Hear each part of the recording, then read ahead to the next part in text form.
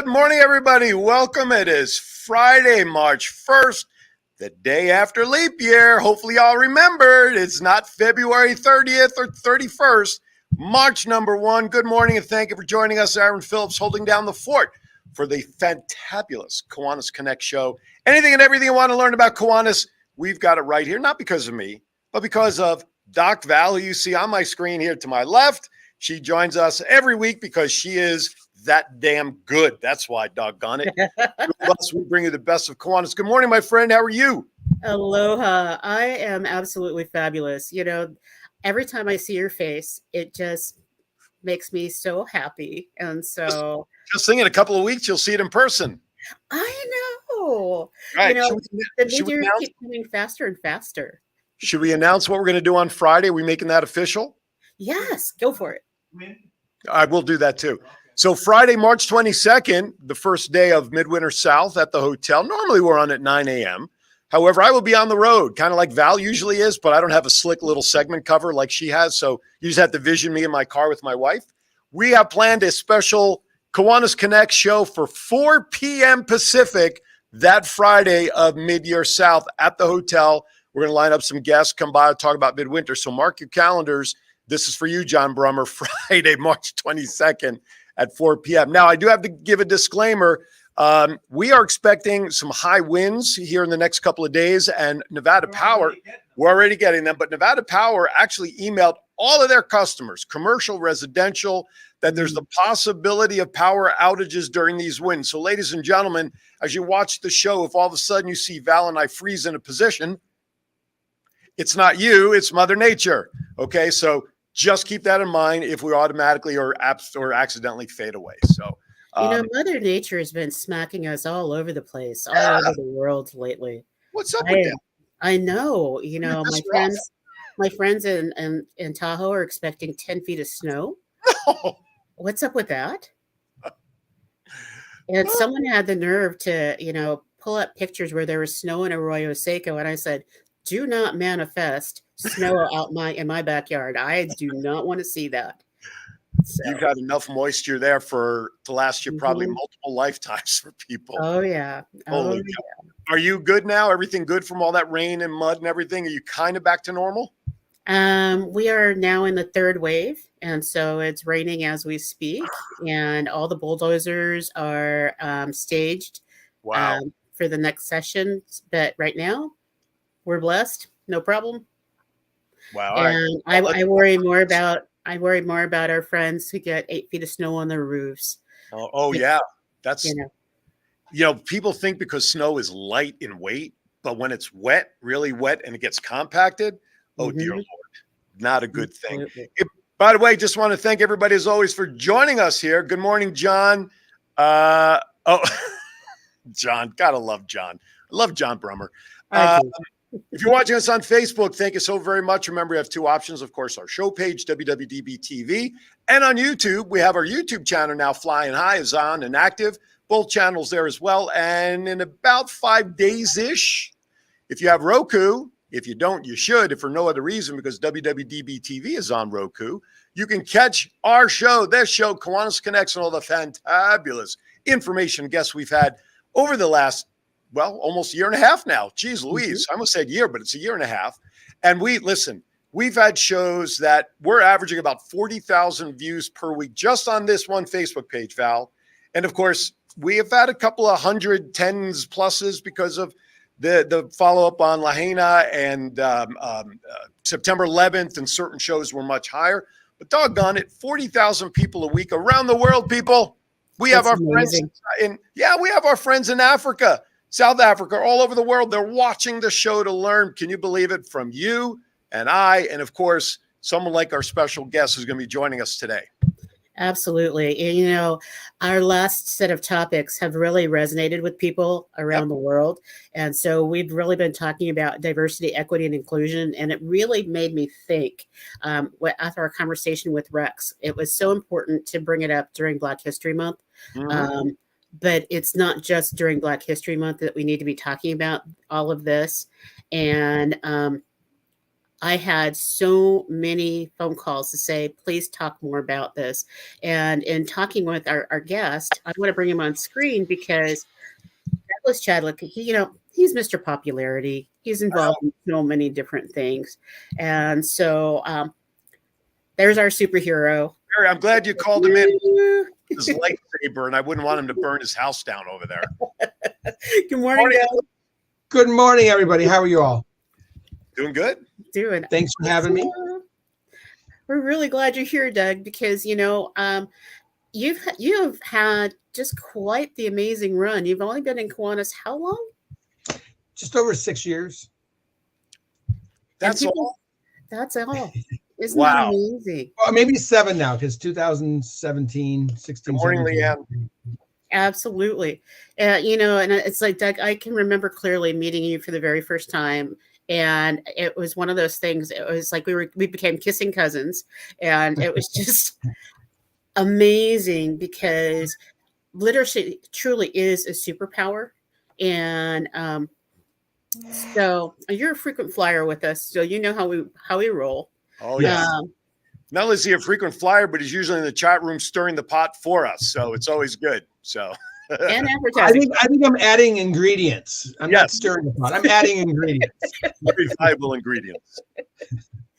But most people don't realize just how actively involved you are in the diversity, equity, and inclusion. And so, how did you get involved?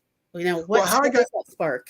That's a really good question. Well, how I got involved was I always like to learn. So when Kiwanis Amplify came out, I jumped at the chance to learn more things because I've always been to the president's training and the secretary's training and the treasurer, and I've done all that training online, and I wanted to learn more. And when Amplify came out, it just felt that it fit a need I needed to pursue.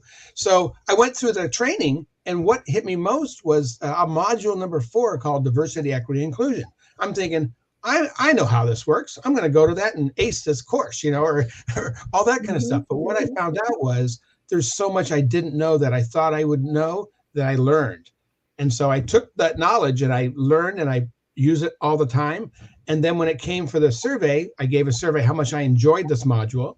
And then they asked for mentors. I said, I'd like to be a mentor in this module, not because I was an expert, because I wanted to learn more. So I was able to share and learn from more people throughout the mentorship program and study it myself. So that's why I got more involved with DEI.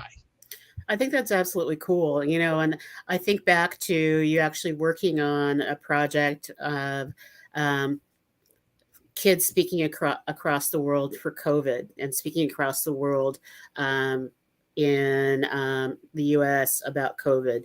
And one of the comments that you had brought up was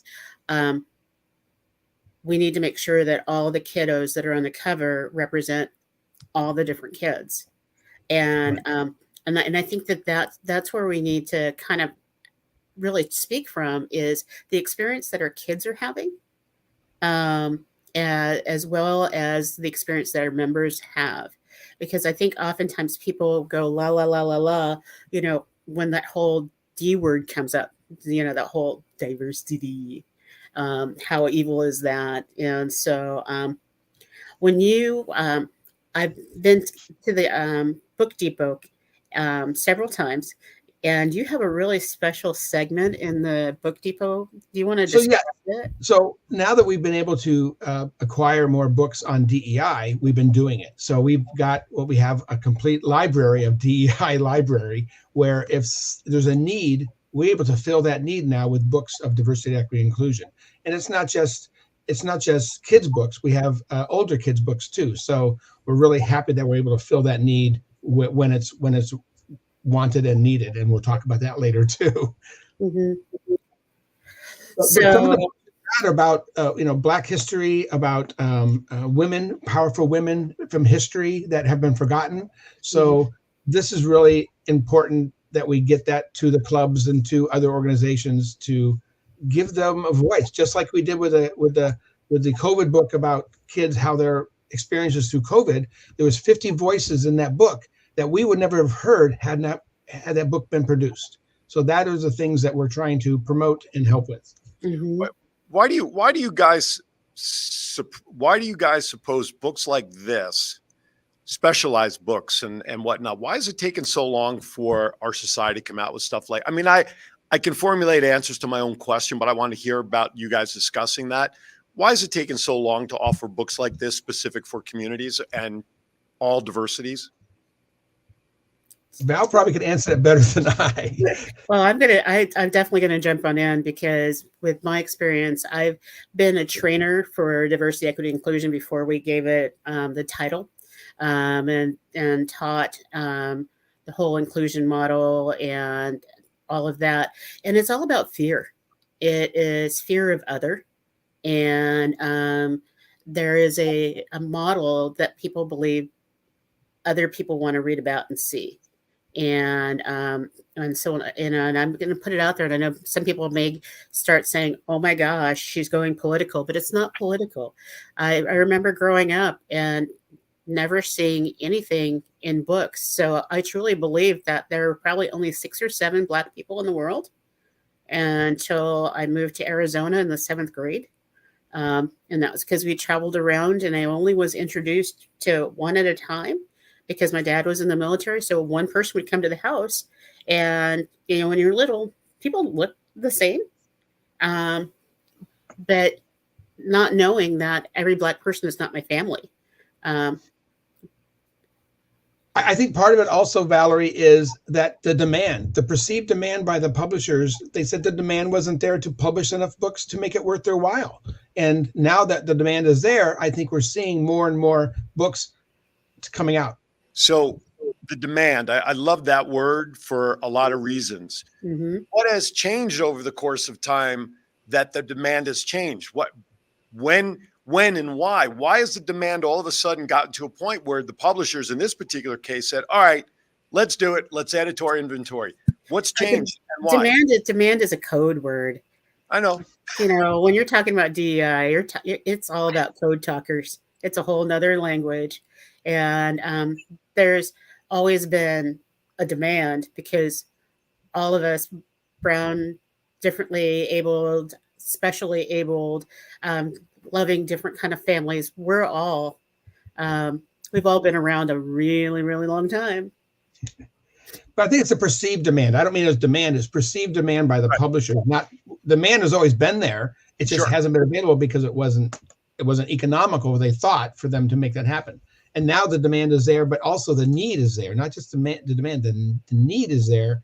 And we're helping fulfill that need to giving kids access to these books. Right. John has a comment. John? Well, and I think this has something to do with it as well. It's easier to publish a book today than it was 20 years ago or 30 years ago, even 10 years ago. So a lot of these smaller companies can afford to do this, or even individuals on their own. I know a number of authors that publish their own books. So I think that helps a lot, that I have an interest in this and I'm going to publish this book. And I think I think, and I don't mean to talk over you, but I think that there's also this layering in culture that happens. And so in the 60s and 70s, the real focus was to get ethnic and different authors out there. And it wasn't to speak from an ethnic voice, and it wasn't to be inclusive. It was to have people writing, and to, when they go on book tour, you see different people standing up talking about their murder mysteries or their Star Wars or their whatever, but they're all different colors, right? And they may roll up in a wheelchair. And now what we've moved to is the sense of, we want to also see people. People want to be seen. And so there are books that are being written for specific readers. And if other readers come in and read it, it's like, great. You learn a little bit more about something that you may not live every day. And the best example, each Affinity Month, I always read books that are written by whatever the Affinity Month is. And this year, instead of reading Black history or any of those kind of things, I started reading Black romances. No, go ahead. And oh my goodness, it was just like, wow. And talking about interracial relationships and all those kind of things. 20 years ago, I would never have seen any of that in a book. We have Mother Nature. I'm sorry. I'm sorry that I distract you guys. Mother Nature literally is playing with the door to the studio, and I wanted to catch John's attention to lock the door so that the banging of the door doesn't get picked up. But you know what? That's a good place to stop to take our first break. How about that for a segue, huh? Everybody, don't go anywhere. We got more right here on Kiwanis Connects with Douglas, Val, y'all. Don't go anywhere. Be right back. At Kiwanis Family House, we build communities and give hope. But when someone is sick, families can be tested in ways they never imagined. Parents have to travel far from home to get their child the complex medical care needed. They may have to miss work and worry about paying the bills, and all the while, trying to keep their family together. That's where Kiwanis Family House comes in. Kiwanis Family House provides a home away from home for families with sick family members receiving treatment at nearby hospitals. Families stay at Kiwanis Family House for as long as they need. This allows them to be close to their sick family member and each other during a stressful time. Every day, Kiwanis Family House witnesses how families are a powerful source of support and healing during difficult times due to illness or trauma. Every day, Kiwanis Family House celebrates the importance of family and the power of love and support.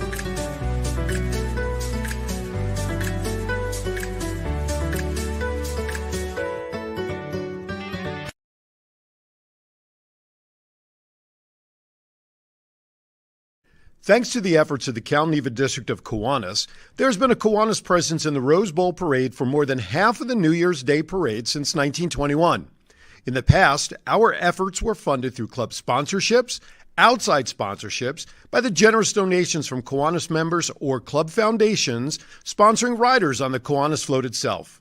The District Rose Float Committee handles fundraising, and the Kiwanis Rose Float Club secures and organizes the volunteers. When Kiwanis International wanted to sponsor a large portion of our float, momentum from our clubs was lost due to any fundraising. The time has come to have our clubs increase their involvement in the fundraising efforts. But the Rose Float Kiwanis Club needs the help from all Kiwanis clubs, its members, and businesses to answer the call for support. Visit our Kiwanis Rose Float page on Facebook. Help make sure that Kiwanis International will let the world continue to smell the roses for a long time. All right, welcome back, Douglas. I wear my hat in honor of you, sir. He is my provider. He is my contact, all Batman and the stuff I have from him. I graciously, a million times say thank you very much. And it keeps costing me money, but it goes all to a good cause. So welcome back to Kiwanis Connects. We are continuing our discussion that really has been hitting the storm. I mean, last week we replayed it from the week before on the diversity topic. And you mentioned something, Val, before we went to break, something about affinity. I thought that was a car, but now you're telling me it's something else. It absolutely is. And so even though it's a high-end car, we're also talking about at some point, all the educators and everybody said, we really need to highlight different groups because there's such a lack of awareness out there. And I've been really educating myself on this to try and teach people, in a club, you don't have to put your arms around every single group every month because people don't want to be hit over the head with all of these deep issues every month. But there are different ways to celebrate different communities. And so last month we celebrated Black History Month. And I know, Douglas, you were really surprised because your literacy club, it was right in the middle of it, right? The Literacy Club Foundation? Yes. So since we have all these books, DEI books that we have reached out and talked to other clubs that say, so we were able to present a whole collection of Black History Month related books. Is that the books we have pictures of? I'm sorry. Is that the books we have pictures of? Yes, those are the books we have pictures of. So those books, we'll start popping them up. Okay, so those books were able to get to a retirement home in Rosemead, and I didn't know it at the time, but we were just going to present them to them. But they actually had us do a presentation for about 40 people at this luncheon. So we had the Lieutenant Governor-elect for Division 10, Mauro Gallion, and he's a superintendent of this Garvey School District. So we went and made a presentation of these books to their library there. We gave it to their library, and he would talk about Black History Month. We had pictures on the table of famous people from Black history, different things that they created, written, and made an impact on America with. So we were able to talk about the characters there and the personalities there. And he did a great job.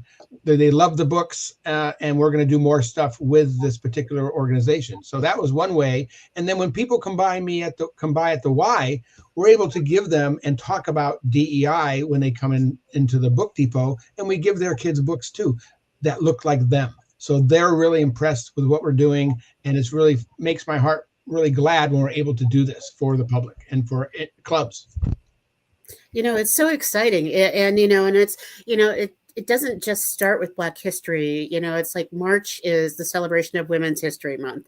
And, I do the whole splash, and it's not just one look of woman, but it's women across the world and being able to celebrate them every day. And I'm even wearing my 35th anniversary pin because, as you guys know, women haven't always been in Kiwanis. Yep. That's true. And I asked before I went on the air, when we get to midwinter, I asked Val to put one aside for my wife, because in that first year when we were back in Jersey, the Homedale Kiwanis Club, my wife was the first inducted female into our club, as well as the first female officer, secretary, treasurer as well. So Kiwanis really turned a tide very late in the game by making that change 35 years ago. And I can't imagine where we would be today if Kiwanis did not make that change 35 years ago. We would have half the members. We'd be in trouble. We'd be in trouble. We'd have half as many members. Absolutely. And I sent out an invitation to our first female governor in Calneva. She was on my advisory committee, Terry Newman. She fought some major battles, and she really brought forward the power of the female to our world. And also Sue Peterson, who I absolutely adore, was the first international female president. And so she does a show at night, and I'm going to put a shout out to her show on Thursday nights. It's called Let's Talk. It's very different from our format, but it is her still staying relevant, because she sees the need for people to still see that women are leading the organization. There have only been 3 female international presidents, and it was how many years? 108 years? Well, they've only been allowed to be members since 1987. So, yeah, absolutely amazing. But it's like, if you're thinking about this, it's like, okay, so we're not really ready to do a celebration, an Infinity celebration this month. We just have our plate full. Well, April is another month where you might think about. It's called Arab American Heritage Month. And this is a brand new affinity month that's been put out. The reason is because there has been so much hate and so much misunderstanding of the Arab world and how that fits in. And I know that at a couple of the California State University campuses, they're going to actually do a history to understand what's going on with Hamas and Israel and a couple of other things, so that people understand what the history is behind that conflict, because most people don't realize that that's been going on for hundreds of years. And then in May, we have 2 different affinity months, and one is Asian American and Pacific Islander Heritage Month. And my friend kept yelling at me, "We don't have a month. We don't have a month. Everybody else has a month." And it's like, actually you do. And it's in May. And you'll be really thrilled that May is also Jewish American Heritage Month. Cool. I like it. I didn't know that, but it's I don't want to sound like Debbie Downer, but it's unfortunate that we have to do this in our society today to recognize communities within our society separately. You know, it's just, you know, the old thing, you know, you cut yourself, we all bleed red. Why should the outside matter versus what's on the inside, you know? And I mean, it's great that everybody's being recognized, and I'm all for that. Don't get me wrong with what I'm saying, but it's just unfortunate that today's society, we have to do that. We are a one society, one community, one United States, whatever one you want to throw out there. Everybody has a uniqueness, and we should be promoting everybody at the same time.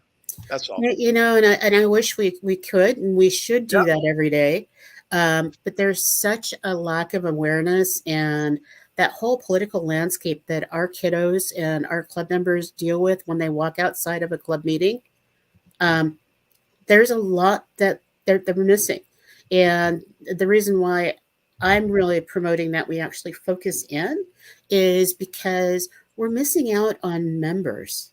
You know, if you go into the average club across North America and even around the world, everybody pretty much looks the same when you walk in. And until you hear their individual stories, you don't know how much each person brings to the table. Doug, talk about that link you just put in the chat room. So that link will tell just what Val was talking about, affinity months. There is a place for everybody, and it's very inclusive if you go to those 12 months of things that awareness months. So that's why I put that in there. Okay. So you can search that all out at that time. Now, the different types of books that you were talking about previously, I'm reading the run sheet that we have for today, and before we're up against our next break, there's something in there about why people have an allergy to books, and I have to say, I mean, I have my own answer to that, but I love the concept. So, Douglas, I'm going to give that to you and share that if you would. Okay, I'll make it kind of brief, but it is. So we were presenting at the International Convention last year, and we had our booth there, and we were handing out books, and we were helping with some other projects and seminars. And a lady came up to my booth and said, "Well, what if you send us an inappropriate book?" And I said to them, "Well, what's inappropriate for you is not inappropriate for others, right?" So I said, it's like a menu at a restaurant. You go to a restaurant, and if you don't tell us what you're allergic to, I won't know what books you're allergic to. If you're allergic to the color purple, or if you're allergic to magic. Some people don't like Harry Potter books, right? I said, or if it's a culture or genre or content that you're allergic to, you need to let us know what you're allergic to, because then we can send you the right books for you. I said, if you don't let us know, we don't censor, we don't ban books, we curate books that kids need, because every book is appropriate to somebody. So what we took out of it was the religion, the politics, the race. We took all that out of there, and we call it an allergy. So if it's their allergy, it's not my allergy. And if they tell us that they're allergic, so now when we do book curations and distributions, we do ask that question: would you like some DEI books? And it's amazing that people want that. And they said, really, do you have those? I said, yes. And that makes me feel really good. So that's how we have coined the phrase now. It's an allergy to books. And when I tell it to people, they say, really, they're allergic to the pages? I said, no, it's what's on the pages. Right. so we call it an allergy. That's my allergy analogy for books. Frank Bizzaro, member of the Downtown Kiwanis Club, listening, says, but don't stop others from eating because you don't eat it. I love it, Frank. Oh my goodness, that's fabulous. You know, and Douglas, one of the things is we provided books to some Native American tribes and First Peoples in Michigan, and it was really funny because as we were looking at that and sending them samples, we made up in our minds what they were allergic to. And we just said, maybe they're allergic to DEI books. Maybe they're allergic to political books. And so we put them in a separate box. And we said, here are most of the books that we normally give. But if you're interested, we can also give you these, but we don't know how you feel about that. And that was the box that everybody gravitated towards. And so the president of the Educational Council of the 12 tribes in Upper Michigan, where she was just like, wow, this is what we've been looking for. And so it feeds back into, we don't know unless you tell us. We shouldn't assume that we know what you want. Before we go to break, I just want to just add to what you guys were just saying. In timeshare, when I was in that business, we were taught early on, and this is the same thing in any sales, you don't prejudge people, because what works for one may work, and it doesn't work for somebody else. We, prejudge who's going to buy, not buy, and you always get the answers wrong. Don't prejudge. Don't judge a book by its cover. On that note, it's time to step away for our second break. Kiwanis Connects, thank you for joining us. We'll be right back. Kiwanis International is a global community of clubs, members, and partners dedicated to improving the lives of children, one community at a time. Today, we stand with more than 550,000 members, from K-Kids to Key Club to Kiwanis, for all ages in over 80 countries around the world. Each community has different needs, and Kiwanis empowers members to pursue creative ways to serve the needs of children, such as fighting hunger, improving literacy, and offering guidance. Kiwanis clubs host nearly 150,000 service projects each year. For more information, contact Herman Platsky at KiwanisClub of29Palms.com.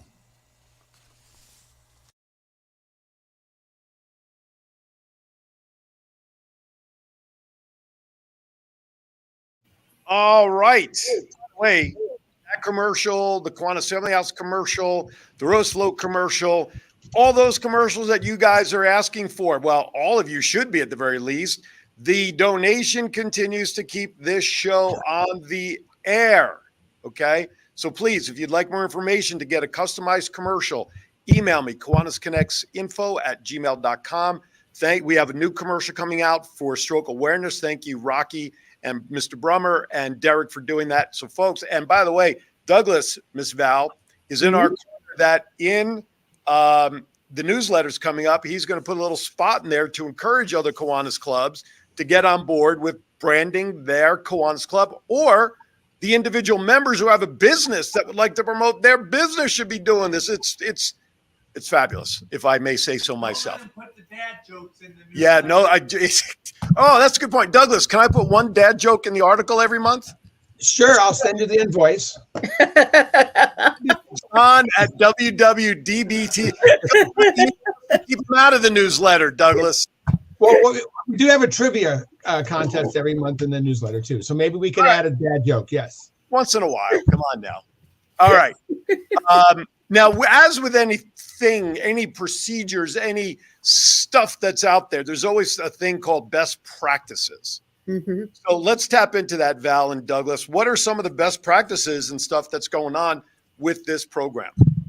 Well, I'm going to talk about the YMCA thing real quick. So when we had first got to the book depot at the YMCA, they gave us a space where we curate and ship the books from all over. We've shipped books to Uganda, Philippines, Guam, Canada, United States. So there was a need for DEI type of justice, also with justice books at the Y. They created what they call the Social Impact Center. And nobody knew what that really was, what it meant, because it's just coming out of COVID, it was interesting. But what it is a safe space for kids of all different lifestyles can go there and be safe. That's where they can read books, they can congregate with other people, they can learn things. So what we did, we helped support the Social Impact Center. We gave them a library of justice, diversity, equity, and inclusion books for the library. And we continue that whenever we get new books in. They always get 2 copies of whatever books we get that will fit in that library. So it's an impact. So it's a safe space for youth to learn skills, life skills, attend workshops, and improve their mental health with a variety of programs. It's amazing. It's a partnership with the local school district, the hospitals, and the library. So the referral services have mental health counseling, homeless prevention, life skills, like I said, and resuming resume building and money management. So it's just a place for kids that are on the, on the fringe, that socially, that can go there and have the the services they need. And we help support that every month. Which is absolutely amazing. And I remember a couple of years ago, was it the Today Show? They talked about this series of books that an organization could buy into. And I know that you actually gifted a whole set of those books to Governor Margot when she was in office. That was called the Kids Book About series. And we did, so Margot's first family focus was mental health. And so we gifted her a complete series. We've also gifted a complete series to the Boys and Girls Club in town and to the Social Impact Center also, because that's how important we think mental health is for everybody. Is there one topic, one genre of books that right now that is available that seems to be more requested or whatever than any other genre of book right now in this program? Well, how our program works is we are able to distribute the books that we're able to get. So we don't know what's going to be available that month. So you can't ask for a title. How we curate, because we don't censor, we curate by age and grade.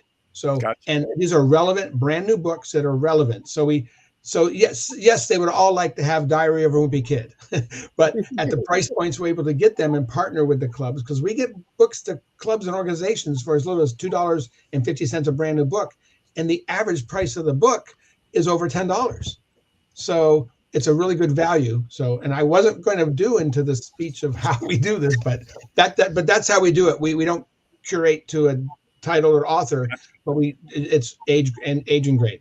Or you can sell clothes right off your back, and that money always goes to help buy books also. But anyway, I digress. So can individuals donate? Can clubs donate? Businesses donate to help the cause to offset that $10 a book?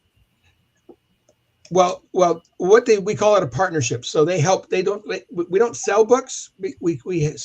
You co-sponsor a book. If we sold books, we'd have to do a bunch of taxes. So sure. They donate to help co-sponsor books, and that's how we do that. They can always donate more because we live on a shoestring. Some months we have $1,000 in the bank. We spend it on books.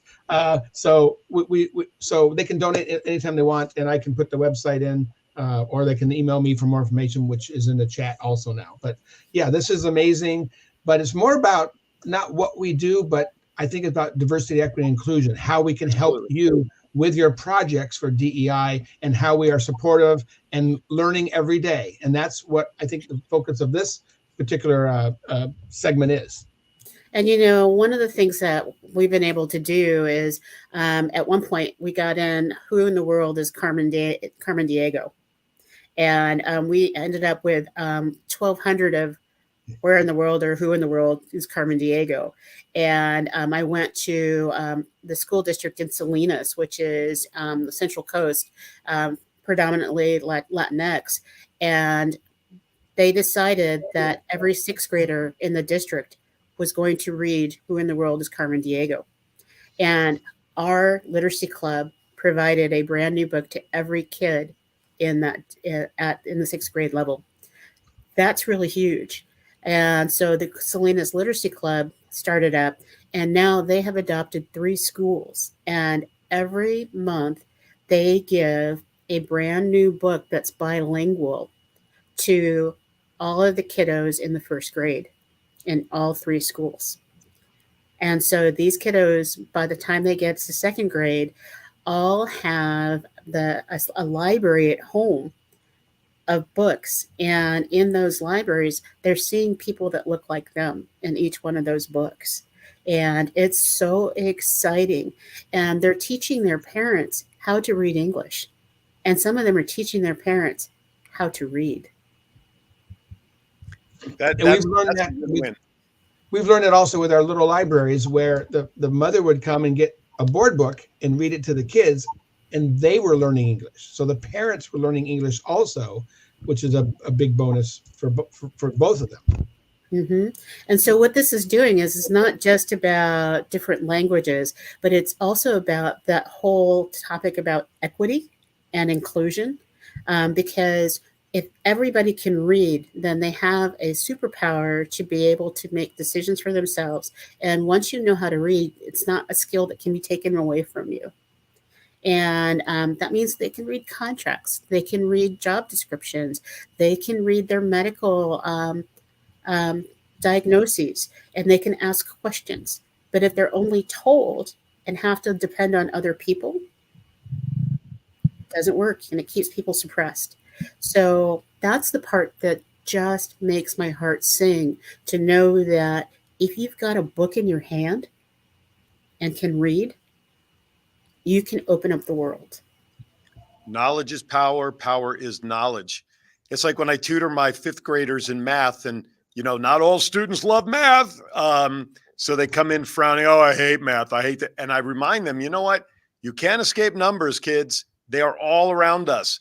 When it comes to time, and I give them every example. Well, words are the same thing. Words are all around us, and we have to learn how to understand and read. And like you guys said, just build on the skill set. So, like you said, it doesn't go away. And I know, Douglas, there are other different things that clubs can be doing, and different organizations can be doing to get books into the hands of kiddos. And so you know a lot more than I do, because you're like the inventor of new ideas all the time. So there's a lot of service projects, yes, and we can talk about that all day long. But some of the service projects I call legacy service projects. You get your key club, you do a used book drive, then you go find all the little libraries, which Little Free Library is a partner of Kiwanis International. You go find all the little libraries in your neighborhood, which there's 150,000 around the world. So there's a chance there's one really within a few blocks. And then they go and curate or go and steward those little libraries. They always need influx of good books. And if a book's been loved enough, I have approval by the Library of Congress that I can recycle that book. I made that up. Okay, so but it sounded good to us, Douglas. It sounded really official. Everybody goes, really? Really? They said that to you? But if a book's tattered and torn, too.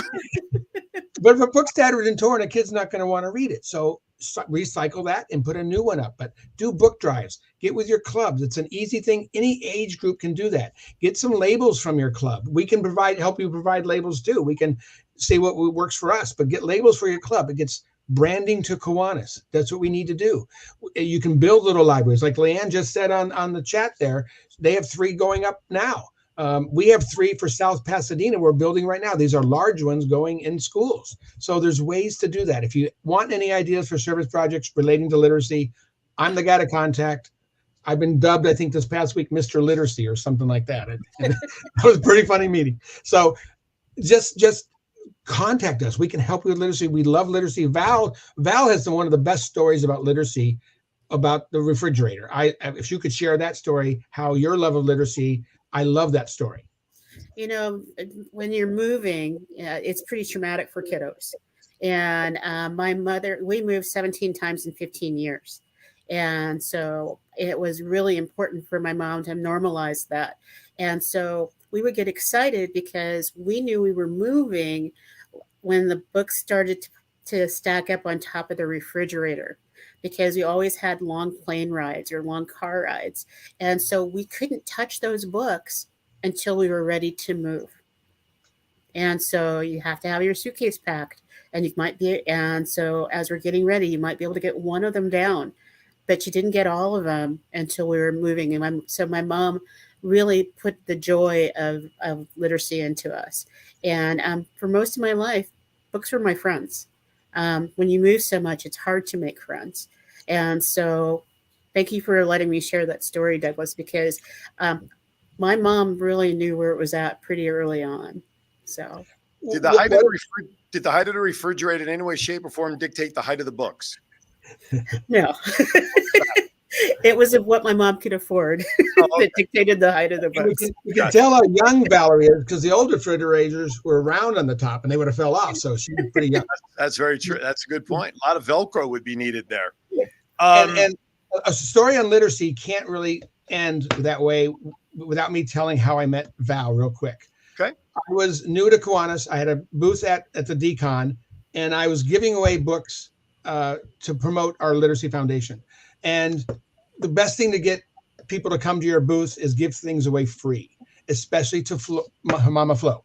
So Val came into my booth and they were looking at books, and by the end of that weekend, because we showed our libraries, we showed our books, she said the two most important things, or one most important sentence that she ever could utter to me was, "We need to make this a Kiwanis Club." So that's how the Literacy Club of Southern California was formed, because Val and her mom came into my booth, and I went up there as a nonprofit and paid for a booth up there for the foundation, not even a Kiwanis Club at the time. That's why we have the Kiwanis Literacy Clubs, and that's why we have the Kiwanis Literacy Club Foundation, because of what Val did by proactively coming to that booth, seeing the value of literacy, because Kiwanis has always done great stuff with literacy throughout its whole history. We're just able now to focus that literacy projects and laser focus to help kids get access to books. So all the kudos go to Val and her mom for making this happen. So we appreciate Val amazingly for doing that. Val, is this something that we had a guest on not too long ago, Mr. Andre Lewis, literary engineers? Is this something that a partnership can develop to have his books be used? We also had the gentleman over the summer on, whose name escapes me. Laval Bell. What is it? Laval Bell. No, that's not what I'm talking about. The audio books. Oh, Books. Books. Yeah, books. There you go. Thank you. David. Yeah. So With are books, those are they potential partnerships in this to help spread the word or provide more books to the cause, audio or otherwise? So I know both of those people too. So I've worked with them before. I met them at a decon and stuff like that. But the price point right now isn't there. But yes, we can collaborate with them. We share the same ideals of getting books to kids. So I am working with books for our division wide project to get the books for all the clubs in our division. So I am working with him on that. And Andre, I know I've met him before, and we talked about his book before it even came out. So yes.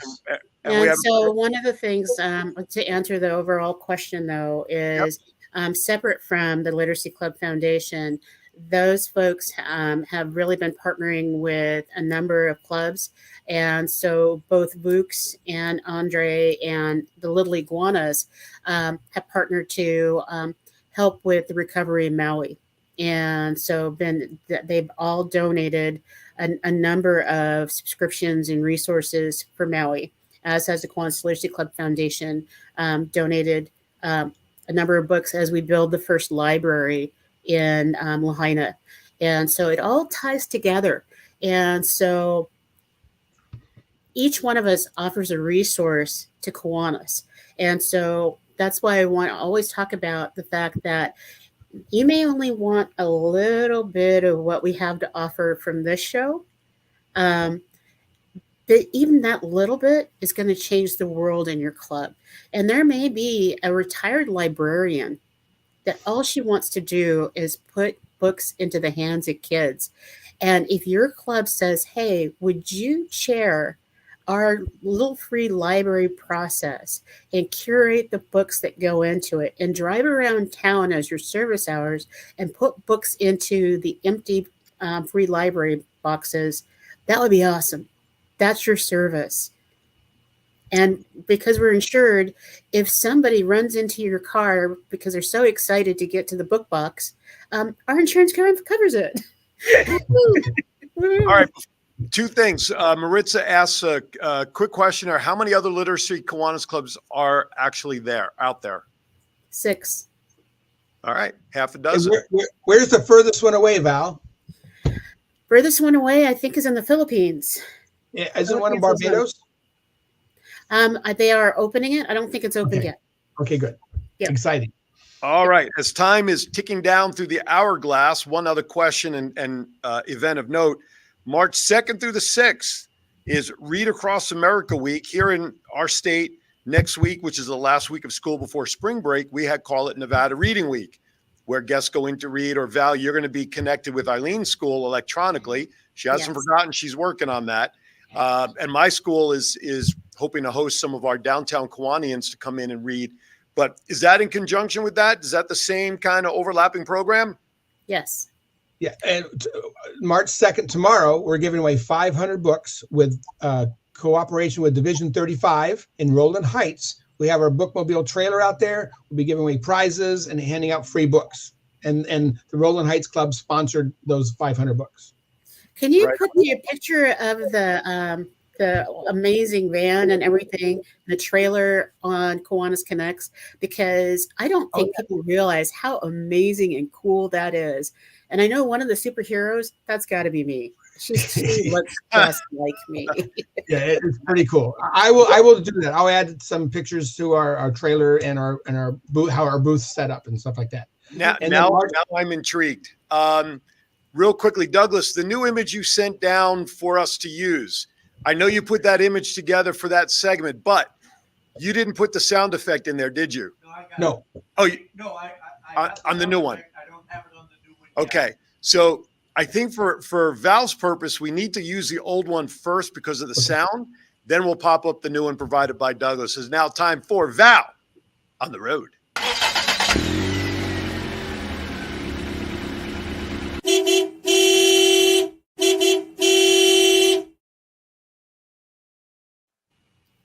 I love it.